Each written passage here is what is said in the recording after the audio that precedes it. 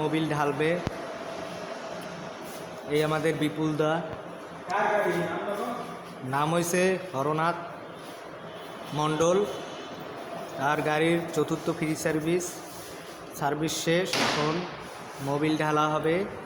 বিপুল দা টুহুর নিচে এখন মোবিল। এটা হচ্ছে ডিসকভার 125।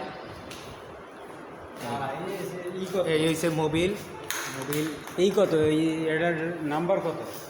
এটার রেজিস্ট্রেশন নাম্বার এখনও করা হয় নাই। এটা ইঞ্জিন